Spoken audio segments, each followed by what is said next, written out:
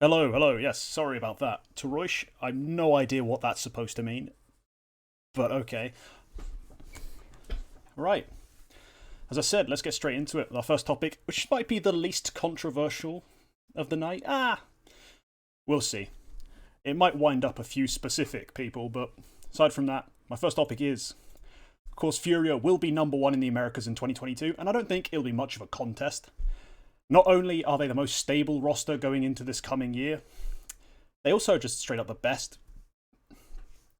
The biggest question mark for most of these new sides is who their AWP is going to be and how good they actually will be. Safe is a risk. Yeah, not a safe bet.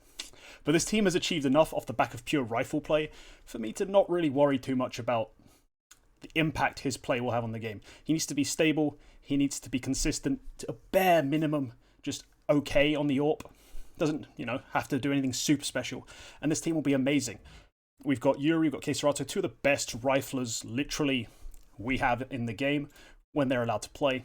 And then Drop.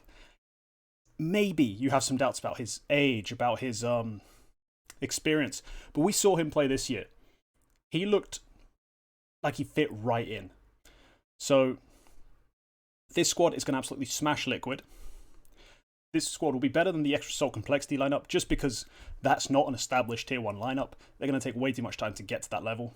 And then, of course, whatever that EG project ends up being, it's going to be a disaster. So this will be the number one team in the Americas. And if anyone has a disagreement, now's the time to say it because, yeah. As I said, this isn't very controversial, is it? Who the hell's going to disagree with this?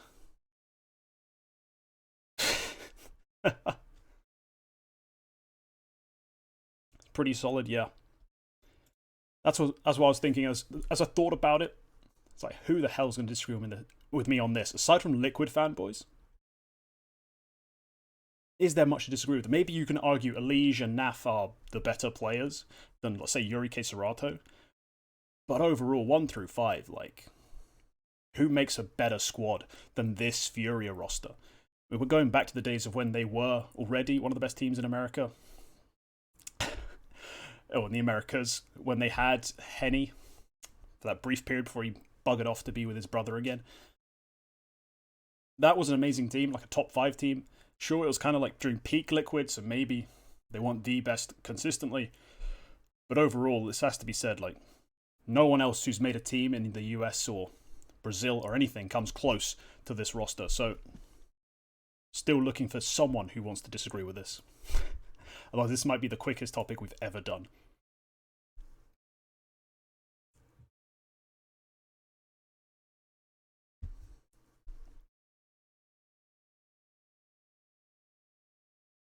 Wow. Yeah. Yikes indeed, Smirky. No one cares to challenge this one. The first uncontested victory, for my opinion. I love it. I absolutely love it. I'm down for more of that, to be honest. No Hope in Complexity. If you want to make a case for why Complexity will be better than Furia, I'll listen to it. I like the Complexity roster. I don't think it's bad. I just do not think they have a hope in hell of being better than Furia in 2022. Like, seriously. It's a question of timescale. Not only is it the rosters head-to-head, I think Furia is stronger. Specifically, in this time period of 2022, Complexity cannot be better. Lag it. Lag it. Okay, I'm just going to drag you in, Lagir. You do not get to say that and get away with it. EG is better than Furia. Give me one good reason. Come on. I know you're trolling. No, it was just a joke. Yeah, there we go. There we go. There's no way in hell that EG can win. Like, what games can EG win? There's none. I think, they can farm through the the NA circuit because they, finish top 4 at stuff. Like, that kind of thing. Top 4. That's good. The previous roster was like top 5, so yeah, scraping into a few top 4s every year can get you into the HLTV top 20. 2 players into the HLTV top 20 just by scraping some top 4s. So clearly it's plenty good enough. Bomas TV, Last Dance is going to be better than all of them anyway. Kappa, yeah, keep that Kappa there because otherwise, outrageous statement. I just saw they became official, The Last Dance, and yep. It's pretty underwhelming, isn't it? Yeah. That's could be one of the most underwhelming things to ever happen in CSGO.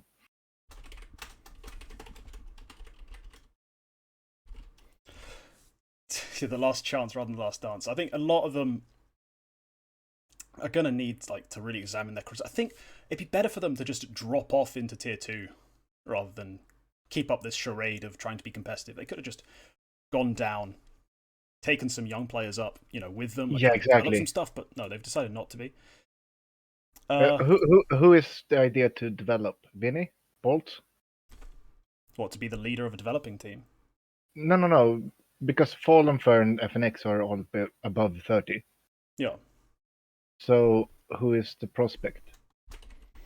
The prospects in Brazil, there's loads. There's the whole Constant roster. There's all those players Yeah, we yeah, always but hear about, like the Nekizes of the world, who just never. Yeah, but in this one. And this specific roster, there isn't. That's the point. Yeah. They're not developing anyone. That's shit. But yeah. Wasn't it the same with AG? I'm gonna see. The EG roster is.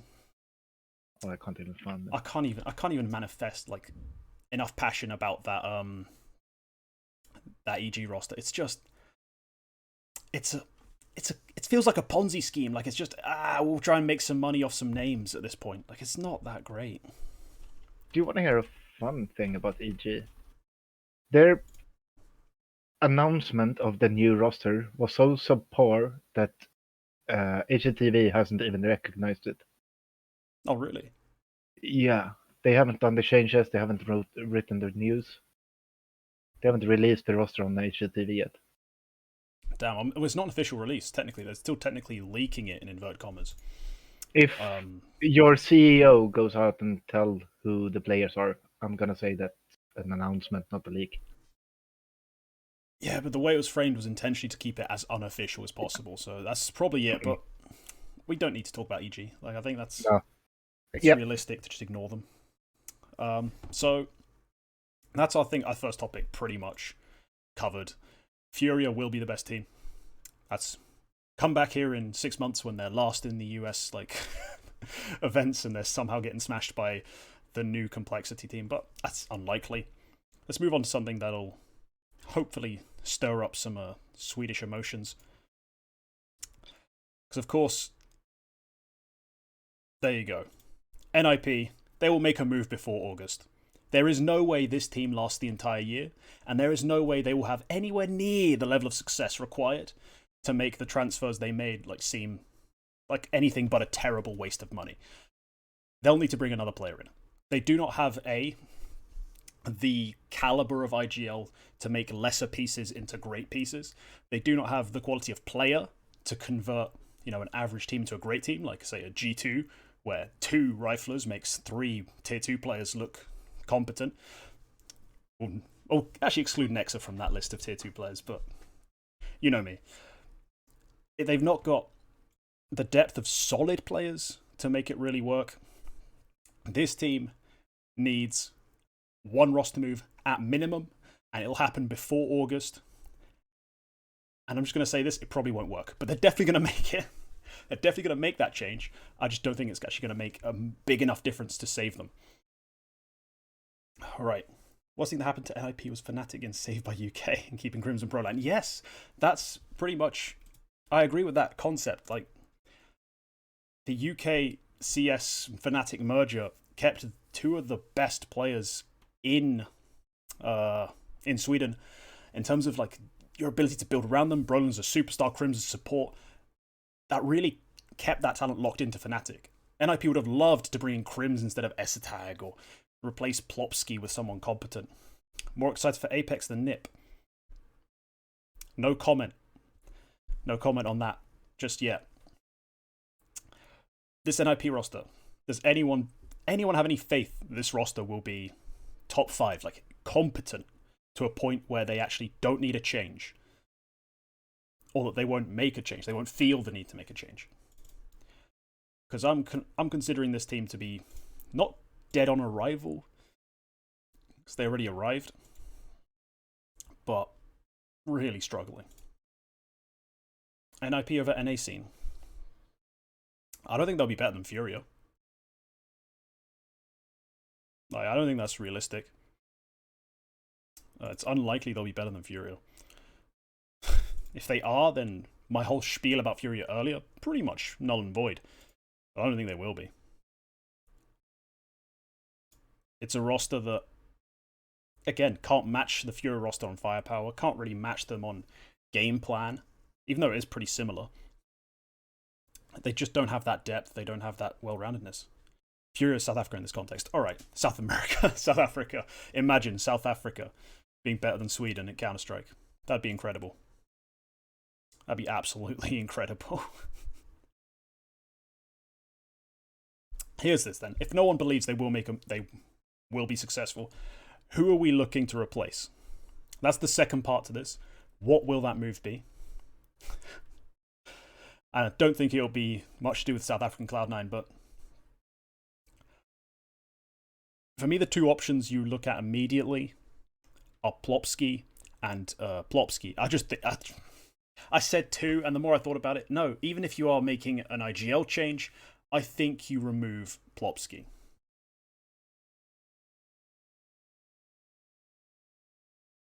Rez has been on and off. He's been on and off his entire career. He's been on and off since he signed for NIP. He has some great tournaments. He has some absolutely goddamn awful tournaments. It's kind of how Rez has been. I don't think we can expect big changes there, but you kind of ride out the lows with Rez to get to the highs, because the highs are enough to win titles. Plopsky's been awful.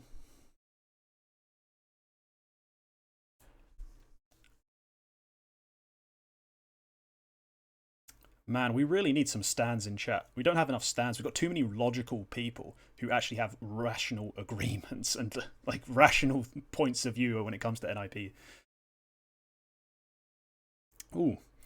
So maybe this idea that Hampus doesn't get along with other IGLs, hence why he does call, could create conflict, but would you ever make that change? Who'd you bring instead of Plopsky? Ooh, now that's a question. That is a question.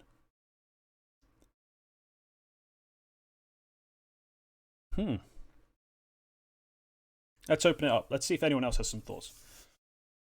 I've done a lot of talking. Linus, I mean, we've been down that well. We've been into that well. I'm not sure it's the best choices.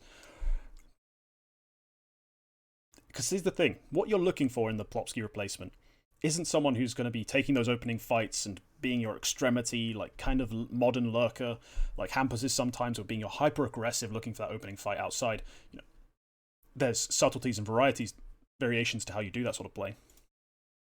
But still, Brolan isn't a realistic option, because how does he get out of Fnatic? Why would he want to get out of Fnatic? Just to go play here. Also, he's a very aggressive player. Like, does he make sense on this side? MSL, Golden, Asilian, Snappy, God from Sky. MSL. I don't think any teams would want to try MSL. He's been inactive for so long. Yeah, it's important they speak Swedish. To be fair, if you pick up a third Dane, you might as well get the Swedes to learn Danish at this rate. We all know it's actually the same language. They're just giving us all this nonsense as an excuse. Like, Waylander maybe. Isn't Waylander Finnish? I thought Waylander was from Finland. Hence why he actually spoke Russian. Minus Plopsky, minus Hampus, minus Rez, plus Magisk, plus Dupree, plus Glaive. Yeah, some Finns in Åland speak Swedish, yes. Quite a large number of people live in Åland.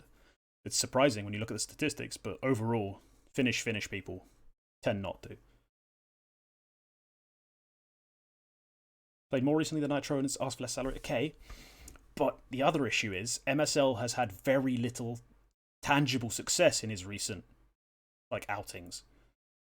Just because he played more recently didn't mean he did anything that noteworthy. You see what I mean? Like, just because it happened recently doesn't make it better than not doing anything. Like, his project's kind of flopped. So that's a bit of a limiting factor in terms of that idea. And then after that, in order, Golden just got signed. Asilian is signed, Snappy is signed, and Bird from Sky is signed on a team that recently did a bunch of investing. would any of them want to go play for an IP? Golden, maybe.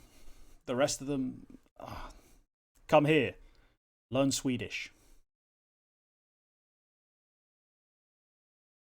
MSL's been active since before the North times. Tarosh, he was better on North and on the teams before that. It's just that towards the end on North, it was a catastrophe. And then when you look at his team like South, that was just awful. You know what? I'm going to try and...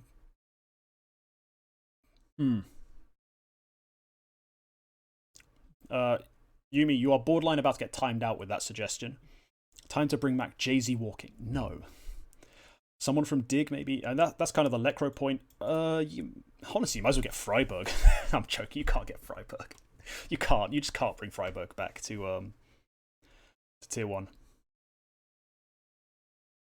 I like the Copenhagen Flame signings. Zyphon especially, I think, role-wise and playstyle-wise and mindset-wise would be great for Tier 1 in general. You do have to question the whole learning Swedish thing. Because again, if they're going to give us the whole, it takes forever to learn the language that's 3 consonants different, like, it's more faffing.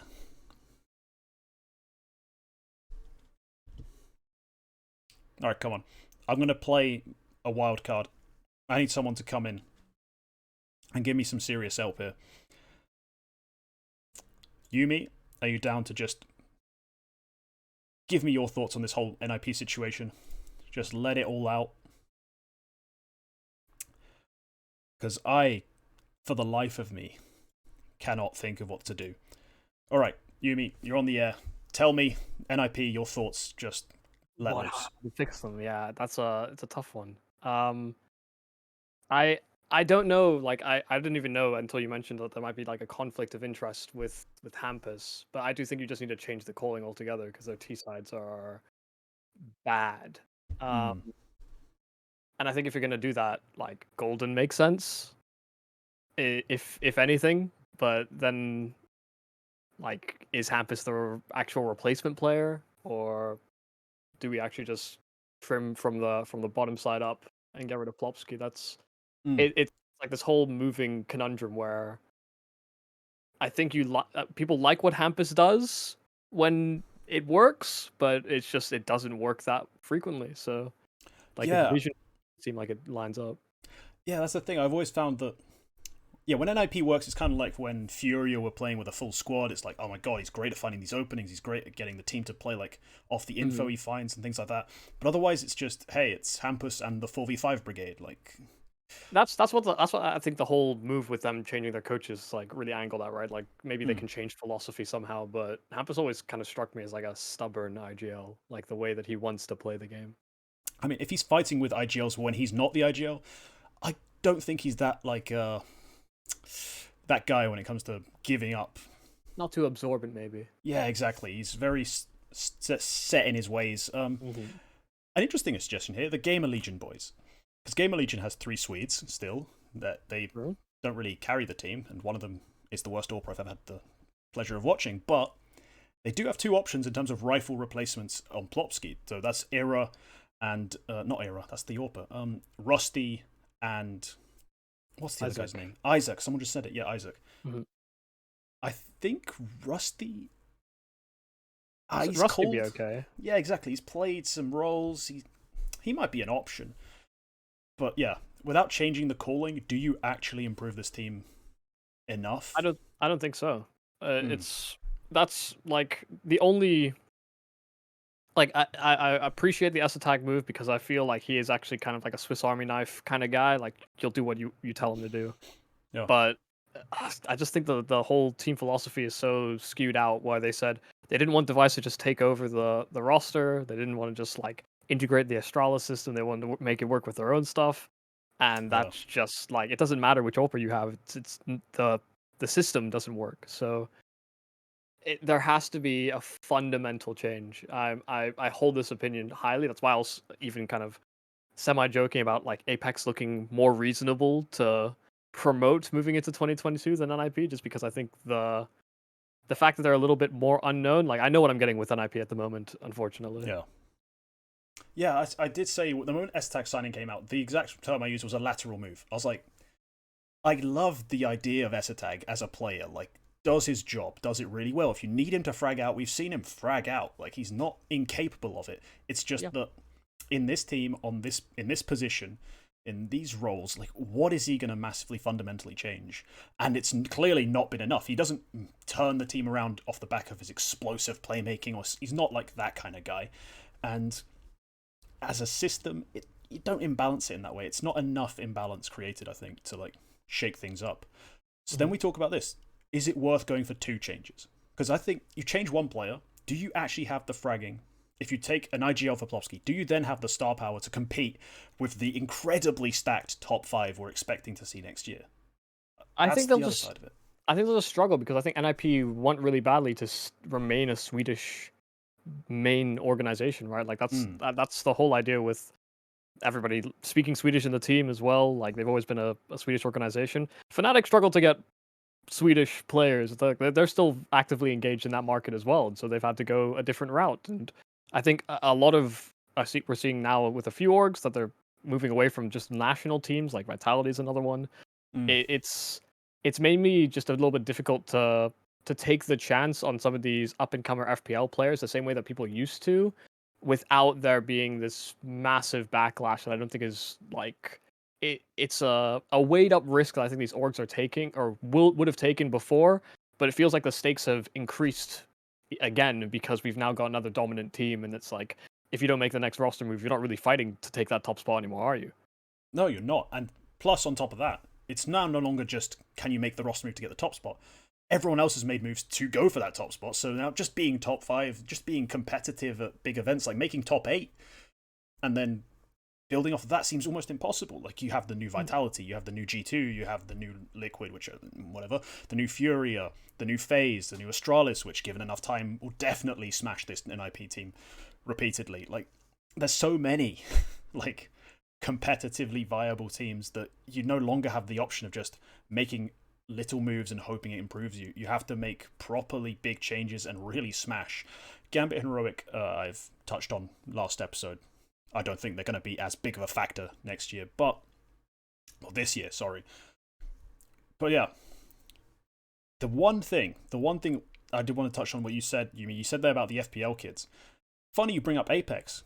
They signed Sweden's hottest young prospect, realistically. They signed Chauzy, who is, if you've ever watched him play, he's ridiculously cracked. Like, it's kind of absurd. When I watched him AWP, because I knew him as an AWPer only, so by the time I started watching him, he was full-time AWPing, and his flicks, ridiculous. Like, he always hit. It's just a question of if he, like, hit you through a wall or hit you in the chest. Like, how good's your jiggle peeking?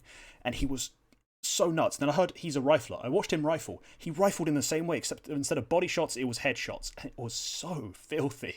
Like, the guy is mental, just mechanically. It's weird because I think before he was pushed to AWP, I don't think he was actually as good on the rifle as he is now, weirdly. Like, I don't know if it's something to do with, like, what he's been doing AWPing-wise, or maybe he didn't feel like he had the space to do it when they actually had an AWPer, but yeah, if I don't know if like something's been unleashed within him, or it's like he's hit his prime somehow. But I agree. He looks like a great AWPer. The problem that I have with the roster is that like he's going to be delegated down to secondary if you're bringing in Nork, because Nork's not as proficient a rifler as Chauzy will be. And so the thing that people have been keeping their eye out on for Chauzy is like, oh, he's a great AWPer. He's been doing great work. So now he's being kind of he's been pushed aside almost for someone that's been on the bench for greater part of last year. So it's I'm apprehensive because I'm kind of hoping that Chelsea just kind of shows that he's good enough on that AWP to take the primary spot. But then why do you sign Nock in the first place? Is my worry, I think, about this Apex roster, because there is that role clash already. All right, I'm not going to elaborate too much on Apex right now. Quick question from. Sorry, mate, you have the longest name on the planet. What the hell? Fan Pasha Biceps, Skivvy Bigs, whatever. What about Twist? What about Twist is my honest response to that. Before he had that stint on Fnatic all those years ago, back when half of CSGO's viewership wasn't born by the sounds of things, he did get a chance to be kind of a role player on a great team and then kind of sucked. That's as simple as it was. He's come back now on this like sort of leadership role within this Savage side, and it seems to have suited him. He's given up like the pretension of being a star or being a second AWP hybrid, like kind of guy. That used to be a real thing back then, like the hybrid AWP star.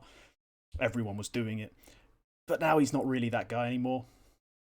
He's accepted that, and he's looking fine. He's doing a pretty good job of getting good results out of teams, and especially like with Swedish players that borderline been discarded, like Plessen, but I don't think he's a realistic option to step back up to the top level.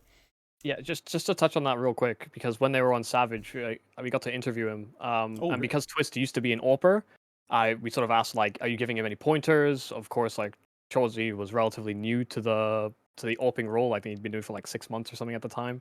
And it's like, did you teach him anything? And he's just like, no. My meta understanding of how to use the AWP is like it's from years ago. Like Cholsy's teaching him things, and so yeah, taking that step back to the leadership role, like he's still learning, and I think is like trying to do what I think a lot of other players should do if they're not really going to succeed in tier 1 anymore. It's just like, trickle down knowledge.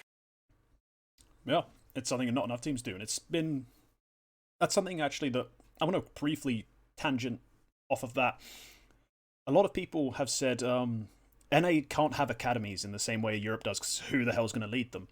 As if we don't have all these retired players who have gone on to do like org stuff, or I'm talking from before even the team started going off to Valorant, like players started leaking. I'm talking players who were like playing 1.6 Source, who were pros, who are now some of them streaming, some of them are just execs in teams. Like there are so many guys who could be convinced, could be bothered if you told them you run just an academy, you share whatever knowledge you have, just of not necessarily skill and like tactics, but maybe just professionalism, good routines, good habits. It would be a thing that would have a massive amount of value, but rather than that, yeah, as we've said, people would rather stream, they'd rather take a cushy exec job like, manager or whatever the hell they are.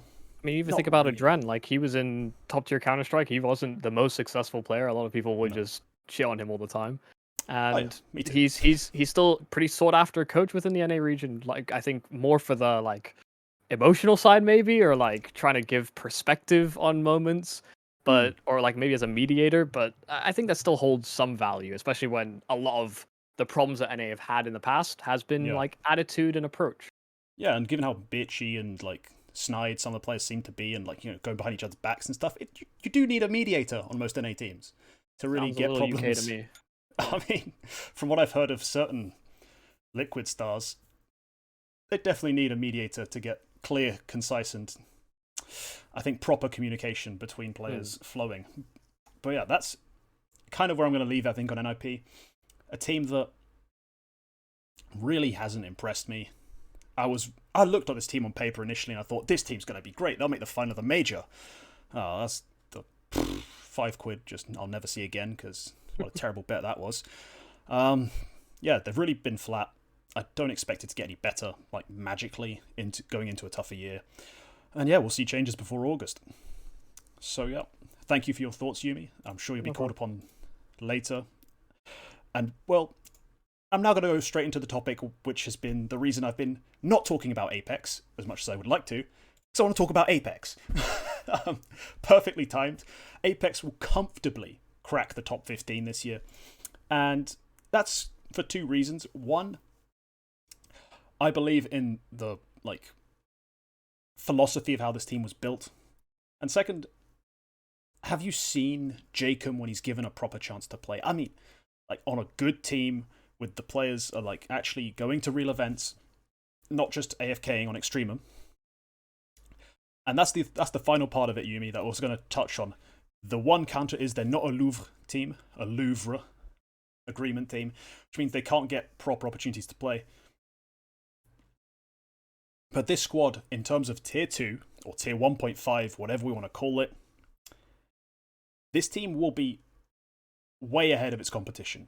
You see Jacob, whenever he has to play against, top 30, top 40 teams, he puts up a great rating with huge impact, finds opening after opening, multi after multi, because that's what he does. He's got an IGL who has time and time again just taken basically nobodies and just pulled them into the top 30 as if by miracle. Like, there's something Asilian And bringing teams to the top 30 is just automatic, it feels like. So now that he's been given a team of pretty, like, nutty players, for the most part, top 15 is a minimum, almost. Now, on top of that, your AWP, you've got a bit of a conflict. Has it even been confirmed Nork is AWPing? That I actually don't know. But either way, Nork or Chauzy, you've got guys who have been solid at tier... Well, in Nork's case, solid at tier 1. In Chauzy's case, have given us all of the, like, eye test to say that they will be a superstar.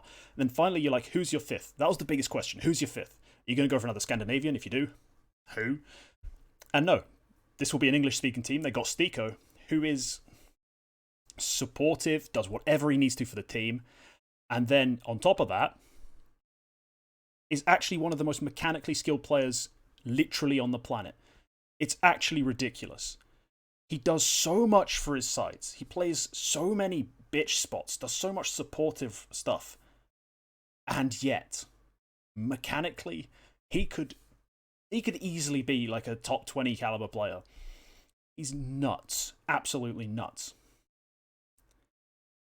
Cole/EG are better than Apex. You know what?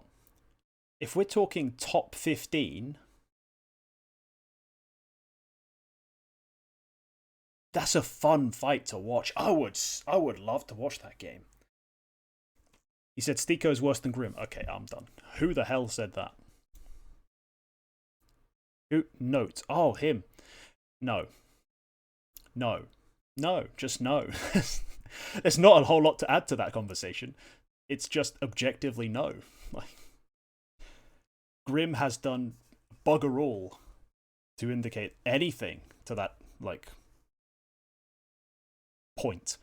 He has been in a not favourable position on Liquid, but even outside of that, what is there to show us he's better than Stiko? Stiko is amazing. So yeah, let's look briefly. I want to just talk about who are in the top 15 right now, just as a bit of context, because currently it looks very different than it will in 2022. So of course we have the top 5, top 10 teams, but then like from 11 to 15, we currently have FaZe, Fnatic, Copenhagen Flames, Godsent, and Big. Godsent will plummet because they'll go back to Brazil. If they do keep playing in the EU, things have not gotten any easier for them. They're not going to keep that up. Big, I don't think they're going to have a very good year. As much as I like the Farven transfer, I don't think they'll have a good year. And Fnatic will go up. FaZe will go up. Entropic will plummet. NIP will plummet.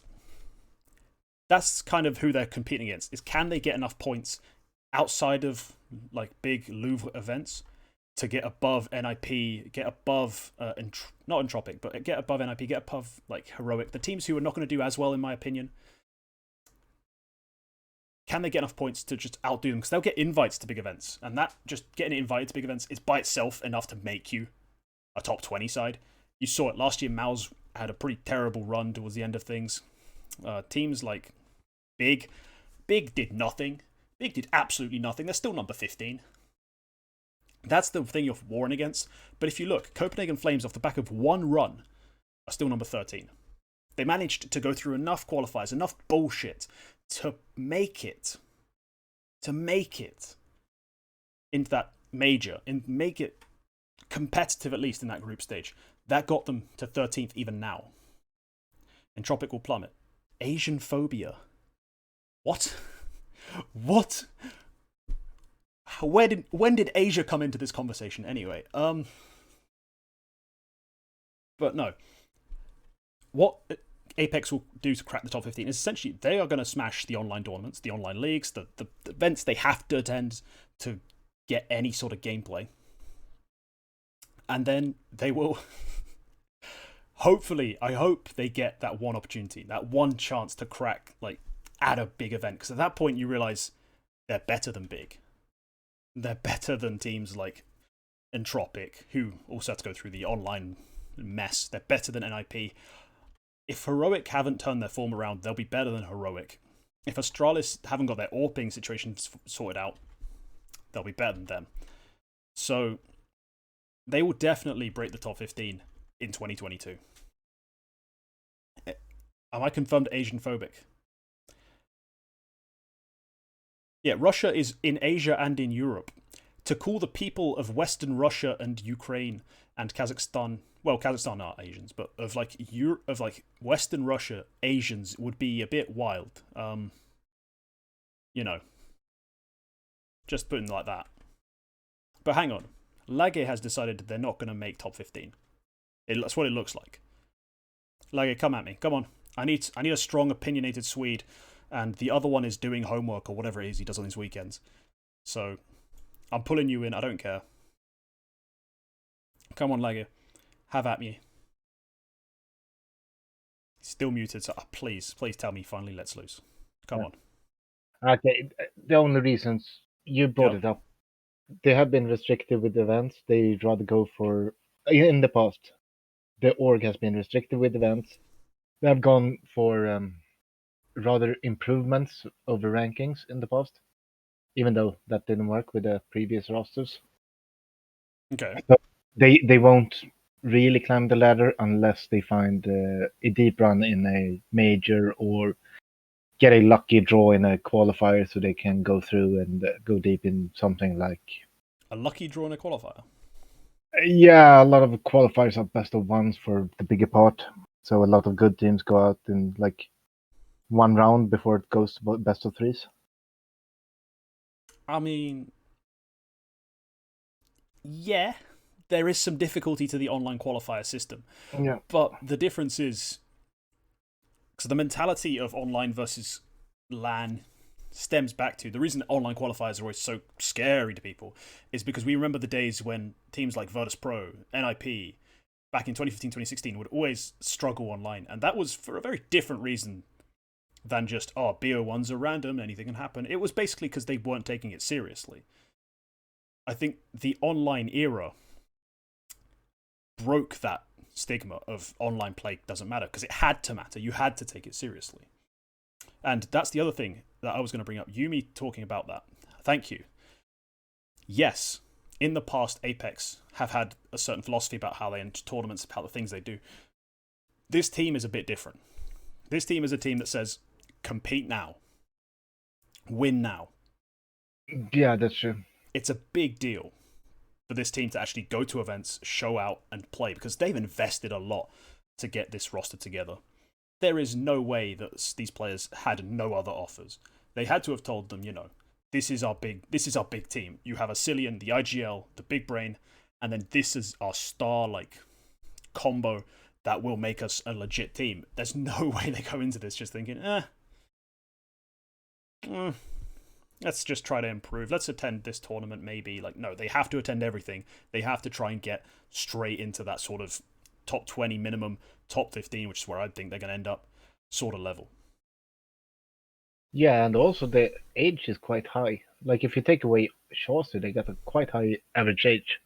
So there's not much room for improvement. He's 24, right? I'm going to see. Yep, 24. Yeah, 24. Then Jacob's like 27. Stiko's 25. Yeah. Cillian's almost 30, isn't he? He's 25, actually. He's 25. Jeez. Poor sod. He needs some moisturizer. Also, on your picture, it looks like Cillian is a fucking giant. Yeah, he's like 7 foot tall. I thought it'd be funny after his tweets about being like shorter than the rest of his team. I thought I'm definitely putting him in the spot. That'd be perfect. Taroish doesn't think Apex will work. Taroish, are you willing to come on the air and talk about this? Because I want to know why. I'm curious. They can die at any moment, literally. Oh, for crying out loud. They're not that old. God damn. Yeah, I think Smirky got a good point. I want to see Stikos compete for real. I don't want to see another FPX where they like compete some tournaments and then they don't play for 6 months, and it's just sad. Yeah, that FPX team could have been so much more. Like, sure, I think they were a bit limited because not too sure about Far League, not too sure about Zen, to be honest. But they had way more to give in terms of players like Maiden, players like Stiko. Yeah. Like, these guys needed to be like competing against good teams. Yeah, exactly. And also this Apex roster, the role suitability for each player just makes sense. Hold on. All the teams from 15 to 20 are better than this. 15 to 20 is big, no. Wait, right now, OG, do we even know what their team is? I'm going to go with no. Yeah, Mouse, sure, but Mouse will be replaced by like Godsend or something. Movie Star Riders are terrible. They had one fluke run, don't forget. And Ecstatic, again. Ecstatic are one of the online tier 1.5 teams you have to compete with. I think this team is better. You also need to think that the point system on HLTV ranking, if you just check from, I think it's from Big, it's a huge drop off somewhere. Big is at 79. It's mainly Phase to Fnatic and then Fnatic down.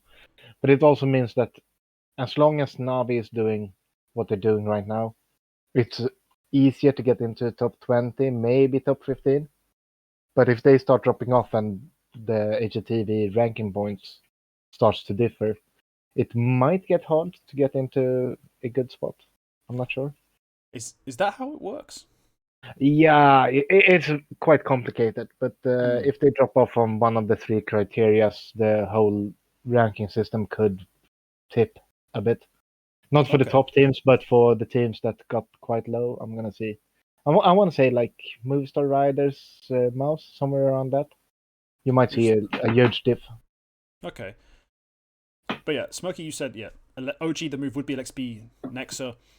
I'm not sure their moves end there. If we've heard so much about Valda being shopped, I don't know. It involved Valda still being bought into the idea of Nexa coming in. It involved him still being happy, having to essentially mentor Flamesy. Mantu still developing on the AWP. What's his name? Nico as a support. Like, it's a bit of a weird situation where I'm not sure this roster stays exactly intact, and I don't think they're going to be particularly productive, even if they do. Mantu wanting to stay without Alexi. Another question, because that did seem to be one of those big bro ships that we have in the Counter-Strike scene, where two guys like really just gel and kind of feel comfortable with each other. Did you see the Mantu tweet? It was amazing. Which one? Because he has a lot of good tweets. Yeah, he got a good tweet, but it was Alexis said he was just gonna go out for to buy some milk, and now this happened. yeah, that was a quality tweet. Yeah, I'll give it to Mantu. He does have some good Twitter moments. But all right, we've acknowledged the difficulties of trying to crack the top 15 in a what should we call it? Soft exclusivity era. Essentially, what it is. But yeah, in terms of the teams they have to compete against, I think they're better. I do think that a lot of the teams we have currently in the top 15 are kind of false prophets. They don't really belong there. They won't really stick around there. Even teams down as far as 20 don't really have what it takes to stay there for any long period of time. So yeah, that's Apex. And now finally, I'm going to get onto I think the thing that triggered me the most over the last sort of, I'll call it 3-week period. But essentially, Elise should never have made the top 20. It's ridiculous. It's absolutely absurd. It's one of the most confusing additions to the HLTV top 20 I've ever seen. And it's made even worse by the context of the players who came after and the players who are likely not going to make it. Now, good, today, Yekindar was announced. And I was like, oh, there goes one of my complaints. Because if Yekindar somehow didn't make that list, now I didn't think Yekindar would ever finish above Jame. That was the shocking part. That's why I thought it was dead in the water. There's no way Yekindar finishes above Jame, because I thought Jame would be top. But Elige making the top 20 is ridiculous. Liquid did nothing this year. Like, it was an absolutely awful year. Like, they got 2 top 4s. Whoop-de-doo. I made as many semi-finals as them. No, as many finals as them. But on top of that, Elige wasn't even the best player on his team. We saw that Naf actually got added to the list afterwards, and he wasn't there. He wasn't there. He has to be a mid 1.15 rating guy. Like, we have our problems with ratings in this stream. But as a general like guideline of compared to where he usually is, he should be in the mid 1.1s if he wants to be making this list. He wasn't great. As an individual, you see at the big events, he struggled. At the major, he was bad.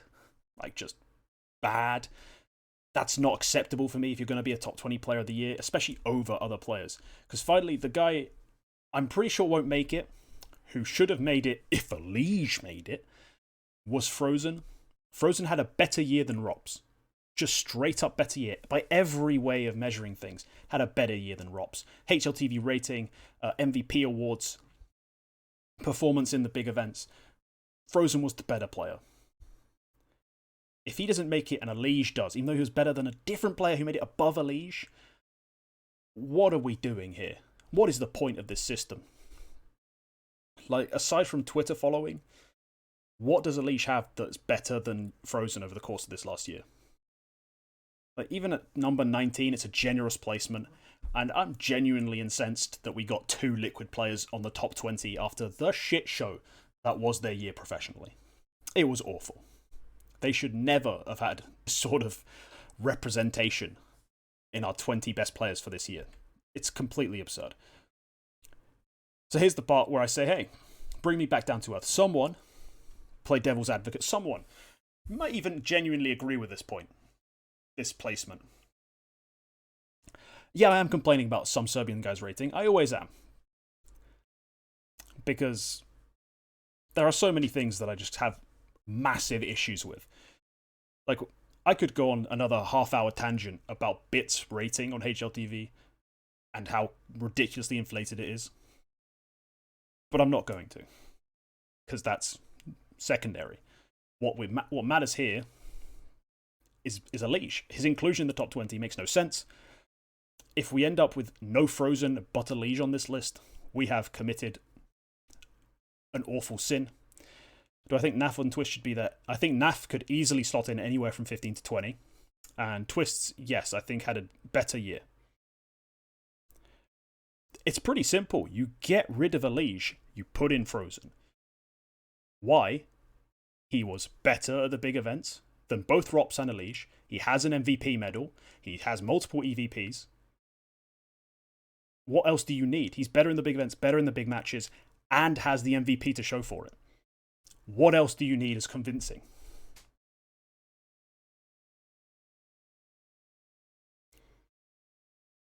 As I put it, there is no measurable or observable metric or idea that puts him below a Liege.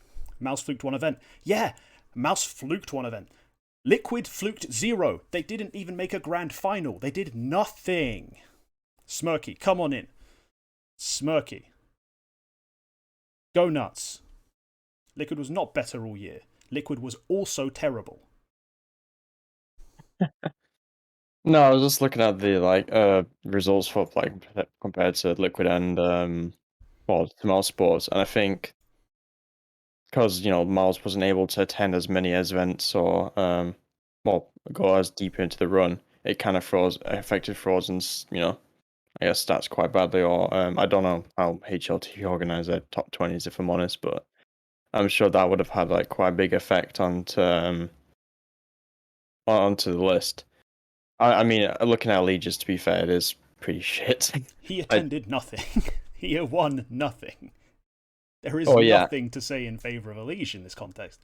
In terms of events that are given just an MVP medal, he attended fewer than Frozen. He even managed a lower rating at the events. Where in all of this does Allegiance do better? Well, yeah, fair enough. I mean, looking at some of the results from Team Liquid, I can see there's some glimpses of third semi-finals, 1 to 2nd, which I think probably bumped the leads just above Frozen.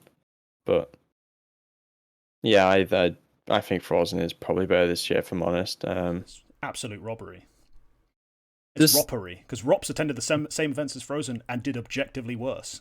I don't get how you can then put him above a Liege and be like, nah, Frozen should never have made the top 20. It's absurd.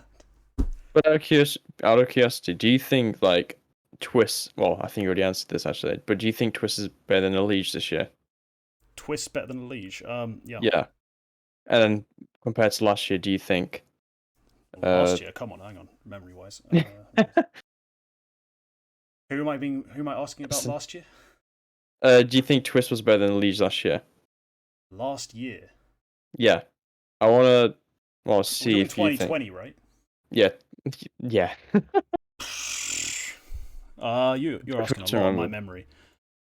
If you My, can't my remember, first instinct if you can't tells me remember, it's the. alright. I can't really pick between them at the top of my head. Because I'm curious if you think that Elite is like. Because I think there was a point in time where Elite was better than Twists, but Oh yeah, definitely. maybe if like Elite just dropped off, It's quite not a hard. question of what Elige theoretically is. It's about what he was in 2021, and he Yeah. was not the 19th best player in the world. He was What was the not list again? It was better Brookie, than then Frozen. Elite, right? Yeah. Yeah. Oh no, if we go purely just off the metrics, 2020, it's not a competition. That was essentially Twists. He moved during 2020, right? But yeah. Yeah. He had a terrible run at the end of his tenure in Liquid, and his start to phase was a bit rough. So no, not in that point. Okay. 2021, what actually happened? Twists was more deserving of a top 20 spot than Elige. Yeah, I can agree. I think. Just like looking at the stats overall as well. I haven't really analyzed Frozen as much, but as much as Elite, but yeah, I think he has been pretty solid, and I think like moving into the next miles, he is probably gonna have to be looked as a star, with Rops leaving as well. Yeah, we're expecting a turn up. Just a quick thing I need to point out to Royce. If you've been trying to join the conversation this entire time, wrong Discord. Yeah, that's the right Discord. Sorry, mate. I just opened up the other Discord we used to use, and you're sat there in the voice channels. There you go. But yeah, if we talk about this year, Frozen and the events he played, not only is there more, like in terms of MVP events, he has a first place. Yes, he has a lot of terrible placings. He has another top 4, so that matches a Legion top 4 placings. But he has a first place, he has an MVP, he has EVPs. What more do you need? Okay. Because I agree, Mouse had a terrible year. But if you're going to include not only Elige, but Rops, you're doing everyone a great disservice if Frozen doesn't make the list. He could still. Yekindal's a surprise to me, but he probably won't. When you're talking about Rops for a second, do you think he shouldn't be in the top 20, or like his placement should be a lot I guess higher or lower? Sorry. Oh no, there's a very good case to be made that Rops shouldn't have made the top 20. If Okay, we're talking about Mouse's success, if you can only include one player, in my mind, it's Frozen without hesitation. Okay, yeah. I'm not saying Frozen theoretically is better than Rops. I'm talking about literally what happened on the server. Yeah. Rops was less good. He was also just shite at the major, which for me is a sin worse than murder. Like, you cannot be a star player, play poorly at the major, and still expect any clout. Like, it was the only event with a crowd. It was the only event that had real LAN. And they didn't make it anywhere, and he played poorly. So, for me, it's not a contest. Yeah, fair enough. I just wanted to hear, because I also kind of noticed that he was a bit more baity. Watching his demos. I mean, am I wrong? I like watching his nuke stuff. It's a what's it called? It's a double-edged sword. That's the thing, when you play the role he plays and it's not successful in terms of the team, like the team success isn't there, it will often look baitier than it might be in, like, practice, like what it actually was meant to be. But yeah, there's nothing there for me that makes any concrete sense as to why Rops makes it, Elige makes it, Frozen has to look on from the outside. Yeah, but I agree with your point. Looking at overall with the numbers you provided as well, I think Frozen did have individually a better year. Yeah, that's essentially what it comes down to. That's the thing people often bring up, though, when you talk about the top of the list. Because this is going to transition nicely into our last wildcard topic, where everyone can go ham, share their opinions. Oh no. It's essentially going to be name your top 5, like, for the end of the year.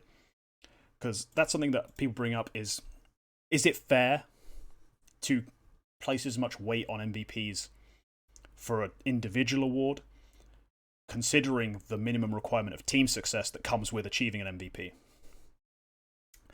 And I think right now,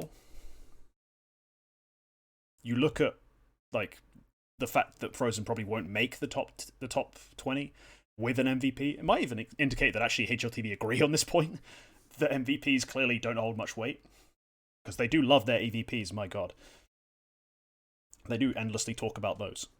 But top 5 players of the year. Now, I think there's not the order, but the 4 players who are going to be definitely the top 4 has been sorted for a long time. It's Simple at number 1, then it's ZywOo, Nico, and Shiro. The arguments people may have is in what order. I think it's pretty clear cut. Yeah, I It's can number answer 2, that for you. ZywOo. Go through your list actually quickly. Well, simple ZywOo, Nico, Shiro. I mean, You have Nico 3. I mean, you could argue that Nico could be number 2. I think towards the end of the year, like Nico's been smashing it. Like, honestly, I don't think I've had that much fun watching Nico demos, like compared to any other player in a while, and I'm kind of a big fan now after watching it, especially some of his like Mirage and like new T-side stuff flexing on stream. Oh yeah, that's the problem though. Every time we talk about Nico, we have to say towards the end of the year. Yeah, okay. We cannot say in 2021 he was perpetually this monster hard carry who absolutely dragged his team kicking and screaming into relevancy. But I'm going to be honest. My personal philosophy in terms of value to a team, I kind of have to put Nico above Shiro. As much as I love Shiro, because he's clutching, his opening kills, his ability to be an AWP and a rifler, because his rifles are actually nuts. But just his intelligence, the way he plays the AWP role, it's amazing. It's great. People who say he's just some baity saver who adds no value to a team, could be replaced by Elian, I'm looking at you, Quacke, is ridiculous and stupid.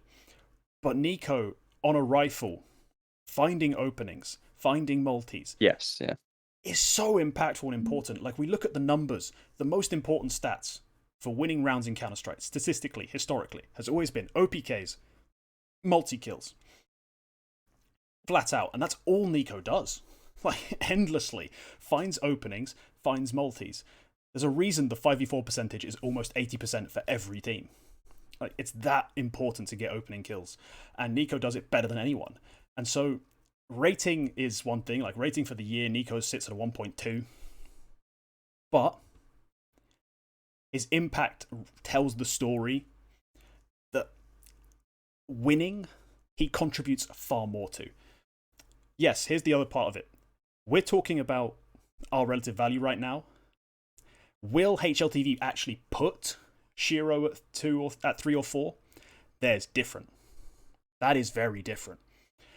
Because Shiro has the 3 MVPs. He has EVPs for days. He has the tournament wins. He has the high HLTV rating, and HLTV live and die by their rating. Will he end up at 4? Will he end up at 3? Prediction-wise, my money's on 3. Actual value to a team, if I'm building a team right now, I take Simple, ZywOo, Nico, then Shiro.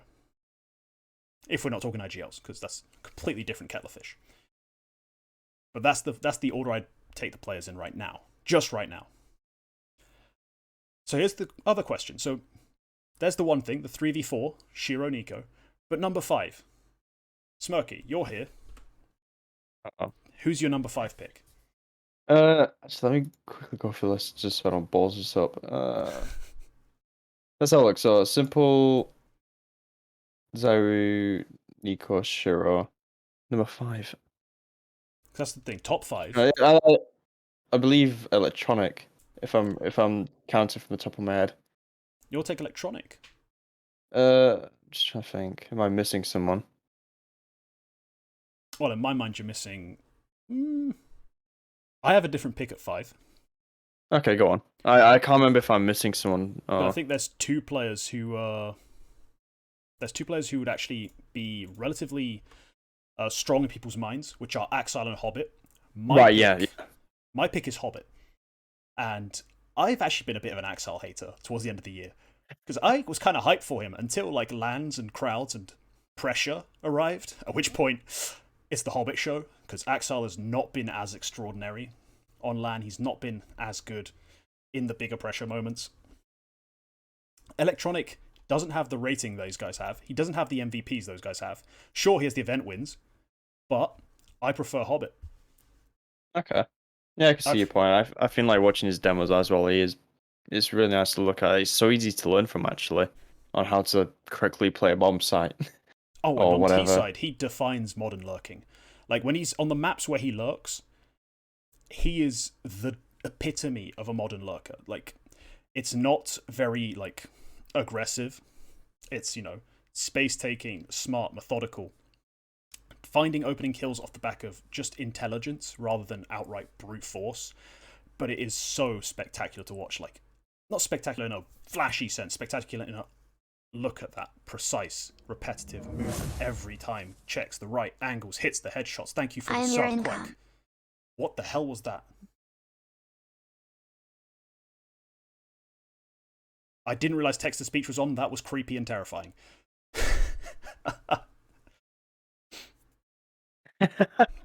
Jesus. But yeah. We have a lot of people who think Electronic at 5. Yes, I can see your point. I can see your point for Hobbit being number 5 as well. I think it would be like Electronic or Electronic or Hobbit, and then I think XL would be probably behind those two, if I'm honest. Wait, Quacke. You've got one that isn't CIS. Where's Quacke? Oh no. Quacke? No. Alright, Duck Boy, you've hit the Quack pipe. What the hell? This is barely even Quack pipe, alright? But alright, so I kind of jumped in the middle of this. The topic is who would be, like, the ranking is who would be of the most value to a team, right? It's twofold. It's firstly, we're talking about personal choices. There's a slight side angle in terms of prediction, who HLTV will put at number 5. But I want to hear your take. Just either way, what's your take? If we're talking who holds the most value to a team, if you're gonna sign a player, I want to make a case for Rops, all right? Because like, if I'm looking at Mouse this year, all right, now we'll see how this shifts over the next year, I guess. But like, if we look at Mouse this year, how shit would they be if they didn't have Rops? They'd probably have exactly the same placements because they still have Frozen. But like, can Frozen can't take over? Like, all right, I'm a big Frozen defender, but Frozen can take over a game as consistently as Rops can. Like, Rops can just come into the server and just shut down a game. Like, in some games, Rops is literally the only factor in favor of Mouse, who is like playing at a tier 1 level, like, quite often. So I sort of feel like, I mean, we'll see next year, I guess, unless, Torji goes nuts, how valuable Frozen actually was. If Mouse decline even while adding a stronger Whopper, like, imagine Mouse. They have an IGL who is heavily criticized and also can't frag. They have an Opper who is dog water. Okay, sorry, I need to just jump in on something. No Karrigan, no Frozen. Did you watch this year of Counter-Strike, Taroish? Like, that crocodile is strong. But, no, the thing is there, the Dexter can't frag. That's the craziest part. He was, like, wasn't he signed as a great fragger? Yeah, he was properly like... Like, his stats in Australia are nuts. Like, he was one of the highest rated players, highest fragging players on his team. I'm pretty sure he was the highest rated player, actually. Yeah, and he comes over to Mouse Sports and he looks like a run-of-the-mill bot frag IGL. And you're like, wait, who is this guy? Like, I want to say, I think early on in the year when he came in, he said that he took a lot of new positions that he had never played before. Like, he said it was literally the opposite of what he was playing in Renegades. Like, he was playing more supportive roles. I don't know if that shifted over the year. I didn't like watch avidly what roles he was playing, but like that, and like that definitely contributed early on, I think. But like, he isn't he's barely even supposed to be the 3rd star on this team. Like, I mean, I hope he's not supposed to be at all. I mean, and maybe he's supposed to be 3rd. I don't know. It depends on what Beamos is doing. Maybe Beamos is a fucking god who's like outperforming his role because like he's supposed to be the supporter. This new squad, right? Because in the old squad, he definitely was not supposed to be the 3rd star. I'm kind of excited. Dexter is one of the reasons why I was kind of excited about NBK coming in, because I assume that NBK is going to be playing supportive roles, which is what Dexter has been doing not that well this year. Yeah. And he's not used to it. It's not his usual role. So NBK coming in means that Dexter is freed up to be that third star. Yeah, and I know like MBK also, I think he plays like a lot of solo sites as well as played in the past, like Yeah. those two B site, which perfectly fits in with like Rops's missing spot, because I know Rops also likes to play a lot of those spots. Yeah, but like on the case of Rops, like I feel Yeah. like this year, really the only other redeemable factor about this Mouse team was Frozen. But like without Rops, I feel like this team it's below Mouse NXT, I think, in terms of pure performance. Like there were so many things about this team that were just piss poor, not even tier 1, that I feel like they don't win Flashpoint 3 without Rops. Frozen got the MVP, sure, but like Rops was the second best. He was always there. Like they don't win Flashpoint 3. They might not even qualify for the major. They like all of this, or all of them. The few good results they had were always sort of Rops dependent. Also Frozen dependent, but like you can have a tier 2 team with a tier 1 carry and still not be a tier 1 team. The fact they had both Frozen and Rops. So I feel like Rops coming into FaZe, like why it's so anticipated and everybody expects, or a lot of people expect FaZe to be like a top 5 team this year, is because Rops he's that much more of an upgrade over Yeah. anyone else. Like everyone expects this guy to be the best in FaZe, and that's on a team with Twists and Brokey, who's like a pretty good consistent topper. Yeah, I think again, this is what I actually brought up when I talked about Rops on the Frozen topic more than anything, the Frozen Elige rant. Mm. I'm not debating the notion that theoretically he is a very good player. It's just very simply that he wasn't better than Frozen in 2021 by any metric we have or use to judge players. Now, YouMe, you want to let loose, go nuts, Ashley. All right, just to like refute on the Rob's point a little bit, because I've watched quite a few Mouse demos trying to see what the hype is about, because it irks me when people gush about players and there's no real substance behind it. So I wanted to try and justify, because when I watch their games, I would watch Rops not contribute to rounds, and then they would lose the game, and then people would still be like, "Oh, unlucky, get Rops out of this team," when he, I think, is a part of the problem. If you look at him when they take sites and he's actually like a part of executes, Rops looks sick. Like he can take over the rounds while being a part of the execute and pushing with the rest of the squad. But then he goes on some of these fucking lurk adventure things, and it hurts to watch sometimes, because when it doesn't work, like you said, there's no other factor that kind of kicks in to compensate for the lack of that pressure or that presence. And so like I would argue that if Rops maybe got out of his lurky style thing, like I think he'll be able to do it in FaZe fine. But I think if he'd gotten out of that earlier, I think Mouse could have maybe made a comeback a little bit. at that point, sometime in the first half of the year, everybody was talking about how Rops was taking more aggro angles, sort of to compensate for the deficit of A core and whatever. And that was when he was at his peak this year or last year. So that's consistent with your point, actually. It's interesting that he's traditionally one of the best lurkers in the world, but he's probably better off not being a lurker. Yeah. I'd agree. Yeah. Yeah, I would have loved actually just seen like Rops perhaps like second entry in a lot of sites actually. Like his aim and mechanical skills are just incredible. Like you try put him like in maybe a bit of like a Nico role, like try and, send him out to hunt, not just sit in lobby lobby nuke. Just waiting for the rare push of the CTs, stuff like that. I think either if he didn't change, Miles should have, or Dexter should have at least tried to force the change, I think, to see what would happen. But yeah, I think Rops is 100% like a top 5 rifler, but I don't think he should have been anywhere above like top 15 or top 10 this year. Not this year, no. This was an off year. Is there not a little bit of sympathy for Dexter here, though? He's coming as like the understudy to Carrigan. Like he's not really a 1-for-1 replacement in terms of like actual experience. Do you think he has the voice to command people like Frozen and Rops, who are like more established in the roster? I don't think he can push them out of these roles as easily. I think the problem is he did come out of a region where he had a lot of rep as not only an in-game leader but as a fragger, and he's thrown into a team with EU star kids And yeah, Carrigan is notorious for his ability to manage personalities. That might have been something he wasn't ready for. Like, the ability to not only lead, but manage a sort of a roster of that caliber who've had that sort of success before him. That being said, though, it was terrible. I'm still going to roast him endlessly for having an absolutely terrible transition into EU. That was terrible. Just, I can't. Dexter's one of those topics that just kind of breaks my brain into how to approach it, because it's like, Diddums, you had to replace Carrigan, but also you got to replace Carrigan. You had all this coming in. You give him the keys, and you just kind of yeeted it over the fence. Like, I still think he could have done better. Going back to the earlier point about Rops maybe second entering a bit more, that opens up a lot of possibilities when you inevitably want to replace Rain, because you don't need to get an entry fragger. Twists can play entry. Like Kerrigan has already said that he, early on in phase, when he came back into phase, he was like alternating between using Twists and Rain as entries. I don't know if it was very successful to use Twists, but like Twists is an aggro rifler, he can probably do it.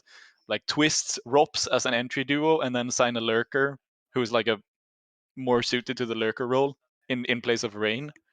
If Rain turns out to be a problem at some point in the near future, that wouldn't be the worst. I mean, otherwise you always think that, oh, when phase eventually replace Rain, you're always looking at entry fraggers because Rops is the Lurker. But I mean, I guess if you consider Rops to play in another role, then yeah. There's the idea is sound. If Twists can entry frag, you can always push him forward, replace Rain, bring in someone else to do the sort of extremity work for Rops. But the issue I kind of have with that off the top of my head is just, I've watched Twist play. No one trades, borderline no one trades as well as he does. That's why he's made his career doing what he does. It's just trading. And he trades goddamn amazingly. He's incredible, yeah, his spacing, his aim, everything is just perfect for trading. So I guess you lose out on that, because it's a thing, like, the reason we have roles to a certain extent is because of the natural, or the timing that you build up through repetition. That's what Twist has been doing for all this time. Rops has not. Does he really slot in and immediately be as good, even if he has the mechanics to theoretically do it? Because the better idea I think we've had suggested is, rather than just the second entry, is to be a more aggressive sort of lurker, more, in some ways, modern lurker, where he's not... The pressure comes... It's a lot more tangible. It gives up more 4v5s in the long run, but it finds so many more openings that it makes up for it on your T side. It makes up for it on the CT side, where you can afford to go down a player and then get the AWPer to find a multi quite comfortably.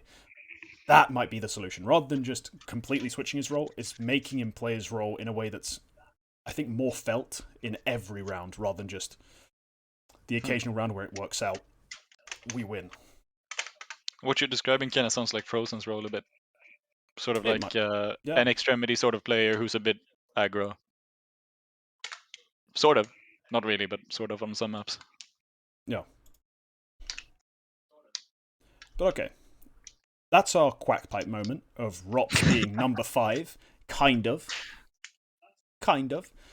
You're more about the whole value to a team notion there, rather than the HLTV prediction, of course. Cause... I'm more like, Rops coming into phase has a lot more value than, say, Axile coming into phase. Not in the same role, obviously, but like in their corresponding best roles. Okay. That's sort of my thought. That I feel like Rops coming into a team holds so much value that, maybe not this year, but like overall, if we're considering who is the most valuable, then I'd say he could take 5th. Okay. Alright, so here's the last thing I want to check, because I want to see who is actually up to bat, who wants to go to bat for the electronic number 5 argument. Because I saw some people put it in chat. I disagree with it. I would rather have... Well, I predict, and I actually would put Hobbit at the number 5, just for this last year. But I want to hear it. Why electronic? Because we've seen the numbers. He wasn't the best player on his team by a long margin. He doesn't have the MVPs, clearly, to go with it. He was really good at the major, better than Bit by a long shot. And he was better than Bit the entire year, which is why Bit's already been and gone. But versus Hobbit, I think the year Hobbit had, in terms of the way he played, the things he was able to get done for his team, he didn't have as hard a carry at the number 1 spot, so he took way more responsibility and delivered, I think, in way bigger moments. I want to hear what the debate is, what the arguments are for electronic, if there are any people out there who would be willing to make that case. Aha, here he is. Uber Geek, NinjaHolmes. Welcome to the discussion. Have at it.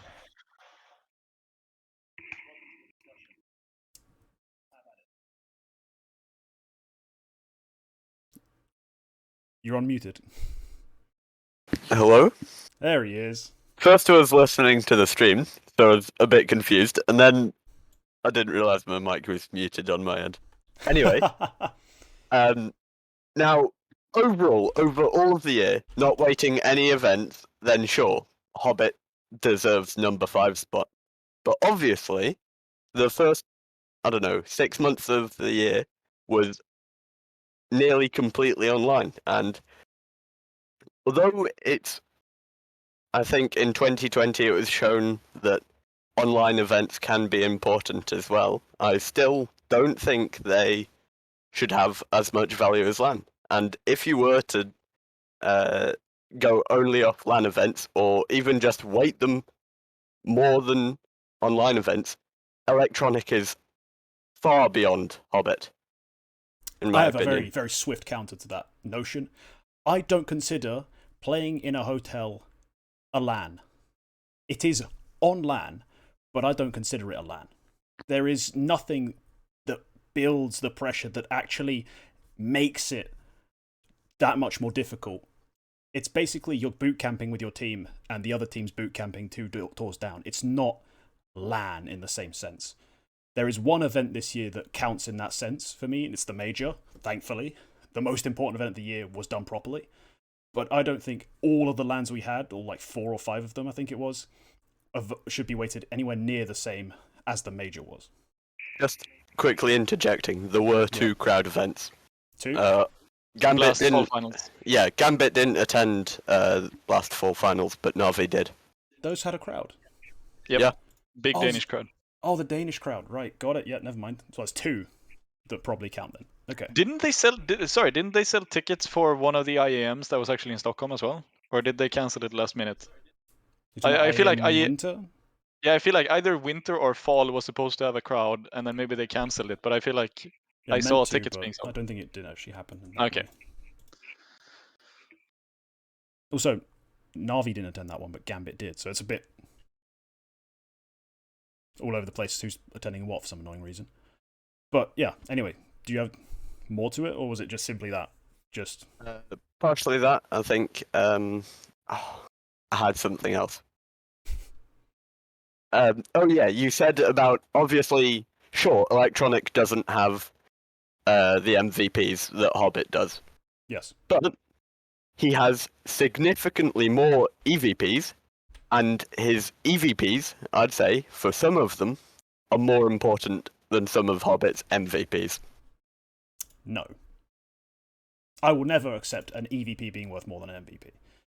There's Major EVP with a massive, brilliant performance that's just overshadowed by the best player to ever touch the game. Yeah. Isn't as important as an MVP that you got because the other players on your team didn't quite play as well as you. Interesting framing, but no, I do not think an EVP can be worth more than MVP. I get it. Electronic was bloody amazing at the Major. I agree with that. But when you're playing alongside the best player to ever touch the game, who does way better than you, and at the end of the day is the central point for you winning the event, you can't just magically make that worth more than being the best player on the best team who wins the event. Even if you consider that event lesser, I don't just negate MVPs because that EVP was better. For me, that's a completely separate, just tier of achievement. Yeah, Hobbit didn't play as amazing at the Major. That's one of the biggest things in going in favour of Electronic. But it won't by itself negate what Hobbit managed to do over the course of the entire year. Sorry, EVPs can't be worth more than MVPs. Which is worth more, Electronic's Major EVP or Fang's FunSpark MVP? Are we considering Fang? Like, are we talking about that really? Like, No, I'm just saying. You said an EVP can't be worth more Thanks than an for MVP. number I'm 5. just marking 2021. words. yeah, I'm just okay, being okay. pedantic. It's a very, very nice pedantic point. Would like to throw out there. Fun Sparkulti, not on my list of events to consider for the top 20 at all. Nah, I thought Fang was going to be 7th.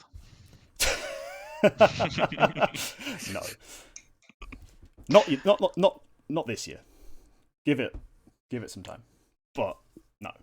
We're not considering Fun Sparkulti. Why did that event even have an MVP? I'm just going to throw that out there. I think everyone expected, the win to go to like complexity or big. So then it actually makes sense. Like it's a tier 1 team playing versus some other tier 1 teams, and then all of them were just trash. Yeah. Like imagine if the top 4 was complexity, big, EG, and whatever else. I think VP were also there, but they got knocked out maybe. If the top 4 was those 4, then it sort of makes sense to have a small MVP there. Yeah, unfortunately, big, elite, tier 1, really? At the time they were. No. Complexity. Virtus.pro went out 7th to 8th. And Fang won that MVP from 2nd place. Holy crap, really? Yeah. Really? But that's because Forza didn't really have a hard carry. Or not in the same sense. Just Big, was it Big who won that event? something to Oh wait, big one, yeah, sure. add. Yep. One of Hobbit's MVPs. I know. But and overall we'd have to agree to disagree rather. But in this specific case, one of Hobbit's MVPs was the Epic League, notably ruined by administrative faults and whatever have you. Are we really counting that above the major? EVPs, The Sensei, lack of anti-cheat. Yes. Oh. Yeah, he still played the event, still beat the Absolutely teams. ridiculous. Yes, Akuma were probably cheating their dicks off. Is basically the issue we had with this whole scenario. Noteworthy is that for that MVP he had to outperform Simple, Electronic, and Bit. And then Bit that early, it didn't really mean much, but still alright. He still outperformed the best players in the world at that event. So I think that MVP still means a bit. But yes, that's essentially long and the short of it.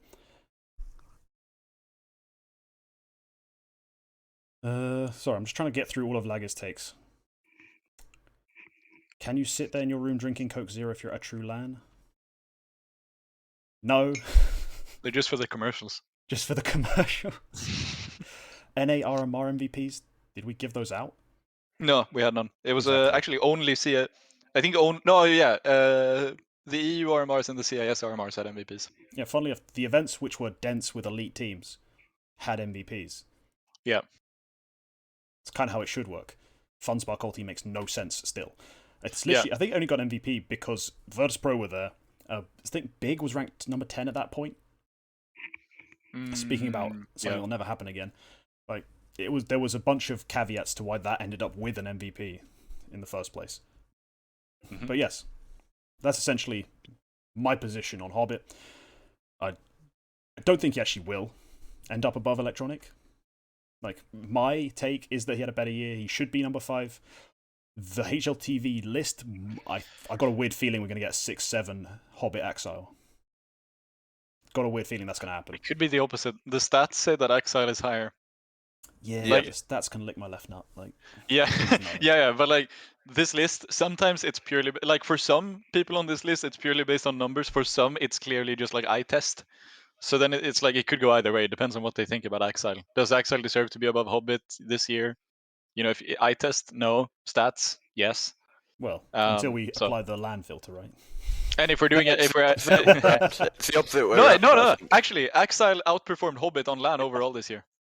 But overall, including online, Hobbit outperformed Exile. Oh, he might have. Okay, fine. But nobody remembers Hobbit as being good online. That's the weird thing. Everybody's like, "Oh, Exile was a revelation during the online events," and he was like, I mean, bang out. And then he just played better online. Yeah. He didn't, but he played better comparatively to Hobbit's dip in form. Yeah, no, it's just interesting that statistically Exile was worse online, but everybody remembers him as being an online god. And statistically, Hobbit was worse on LAN, but everybody remembers him as being a LAN god. I mean, if you want to look at the stats themselves, I mean, it's eye test, of course, and I would say Hobbit has more value, probably in both eras, if you want to be like that. Here we find the reason why he was so quickly dismissed, Axel, by me about the land thing. At the major, he was bang average. Yeah, he wasn't very good at the major. He was bang average. Statistically bang average, which means in reality, for a star rifler, poor. Yeah. Hobbit was better at Cologne and the major, and then Axel outperformed him at like every other LAN. Most of which get a quotation mark around the word LAN. Except for Blast. As Legge oh, wait, says. they didn't attend Blast. Never mind. Yeah, all of them get a quotation mark around LAN if you're King T.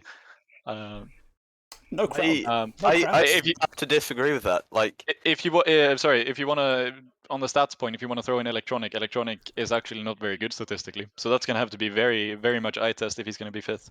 But I guess team achievement sort of outweighs everything in this list as well. Of course, the individuals are rated by how good their teams are. Yes. Yeah. Exactly. Perfecto number 7 confirmed. Oh, dude, I wish. It would be wild. It would be incredibly funny. Was Perfecto even on like the top 20 last year?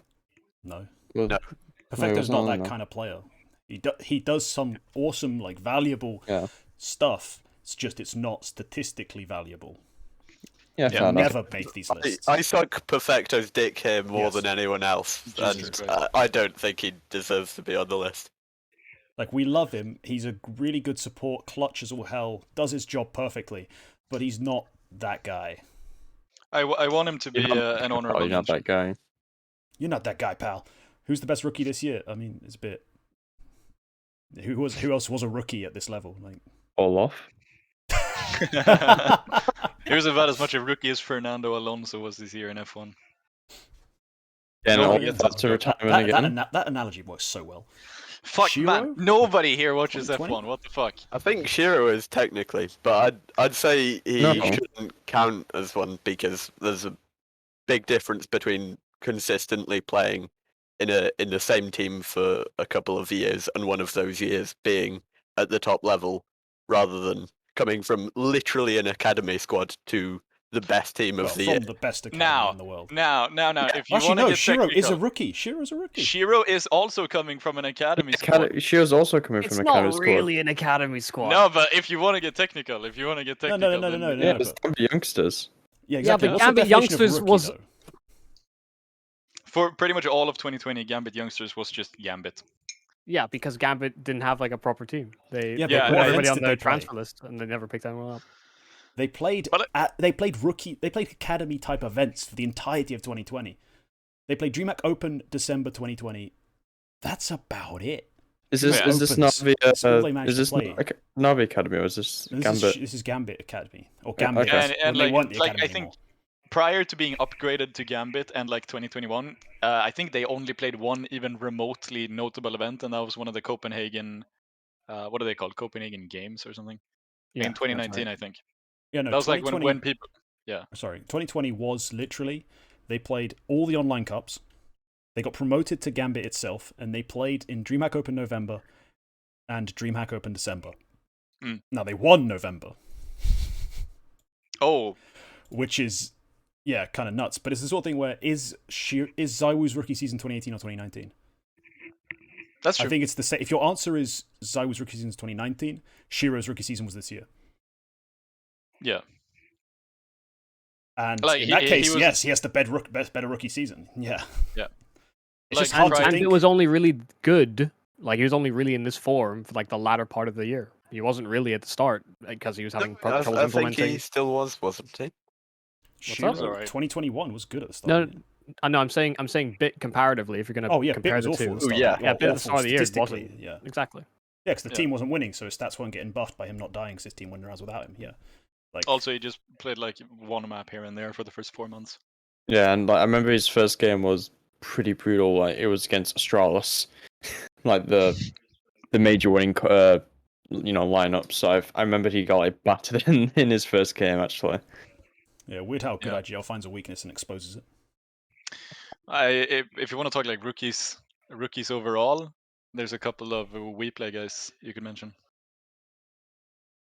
Oh, well, we play Like, academy there's- players. Yeah, there's a lot of academy players who like sort of like not like obviously they're not rookies in tier 1, but like this is like their first time playing Pro CS. So Are you like talking about just in the We Play Academy League? uh Or are you talking about like Fuzi's appearance on NIP and stuff like that? no, I'm just thinking like Helen Linus is my rookie of the year. Linus, oh right. Honda, fucking Shut Honda up. is my rookie of the year. Kyojin, man, come on. Ah, Kyojin, fucking hell. my god. Well, can we have like This an is anti-rookie? Who had the 4-year-old worst rookies. first season? Blame me. Yeah. Yeah, That's a shout. debuted. He was a rookie You know, in like the King, Woodley. do you know King clickbaited me so hard with one of his flamey videos. Like Oh yeah. he posted a video about like 2 points something HLTV rating. I was like, what? I swear, like Flamey in the Academy league, he was dog shit. I think he got So then I was 1.02. like, what? Yeah, it was an old game. Yeah, that was the Yeah. kind of the point though. It was supposed to be a historic game. I never said it was a modern game, and also yeah, it was supposed to be clickbaity as all hell. I needed some views, man. My metrics were down. I picked a game where he got a ridiculous rating just so I could title it something ridiculous. Like, come on, we know the game we're playing. Like, it was still Hey, an if you're interesting demo to see, and it was fun to watch it, and like it was relaxing because there was no brain power used at all. He just stood there and fought people, but I needed the views. I was obviously going to clickbait a bit. Like, it's just Flamey's career is weird. It's just weird. The way he's like heralded as this like savior of Russia for 4 years, just to be terrible kicked, and now an academy player. Like, what the hell? Well, he's not even on the you academy team could, anymore. So Yeah, he's not. He's not. He's going to be on one win. So yeah, he's on one with. tier But 2 confirmed. could you argue that's the best roster move of the year? What, this year? So Yeah, far? well, sorry, this year. So 2021. You know, What, the Flame me best roster to- move? Flame to 1 win. no, as in like bit to replace Flamey. Oh, Right, sorry, but yeah, do you think that's the best roster move of 2021? yeah. I mean, I have to look What up are the roster probably candidates? to some degree. Let's just throw out some candidates. Blame F to Astralis, that was a big one. I Carry mean, into not really. Face, though it didn't really materialize. Twists to Face.